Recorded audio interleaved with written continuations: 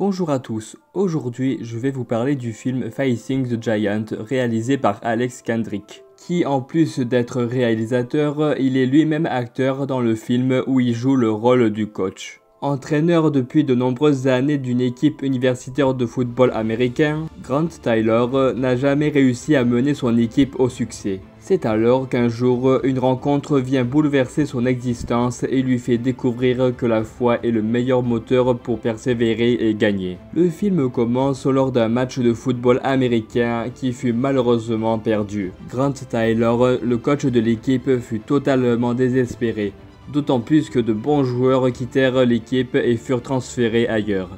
Grant fut très amer, et comme si cela ne suffisait pas, Grant et sa femme ne parvinrent pas à avoir d'enfants. Leur voiture tomba successivement en panne et financièrement c'était aussi très difficile. Nous suivrons également David Childers, nouveau joueur fraîchement arrivé et qui intégra l'équipe universitaire. Dans les couloirs de l'établissement, un homme nommé Bridgers pria pour les étudiants en posant une main sur chaque casier. Plus tard vint un autre match, mais qui fut lui aussi perdu. Grant fut totalement hystérique et hurla après l'équipe avant de partir. Puis il retourna le soir à l'université où il fut interpellé par une réunion organisée par un petit comité du club. Il écouta donc derrière la porte discrètement. Le petit comité du club prirent donc la décision de le laisser seulement une année afin d'arriver à diriger au mieux son équipe à la victoire, sans quoi il sera démis de ses fonctions.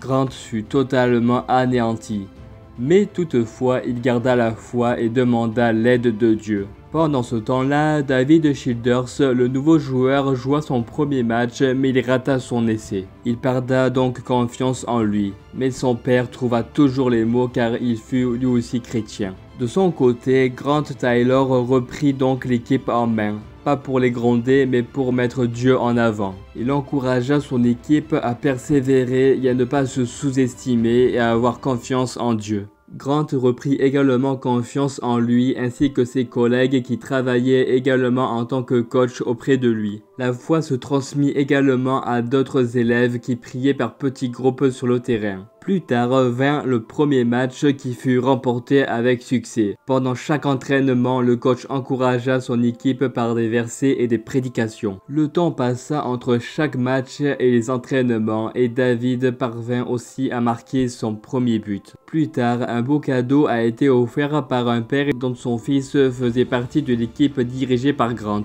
Plus tard, vers un autre match mais qui fut malheureusement perdu, alors l'équipe de Grant fut éliminée de la compétition. Malgré la défaite, l'équipe remercia Dieu quand tout va bien mais aussi quand tout va mal. Mais ils reprirent la compétition.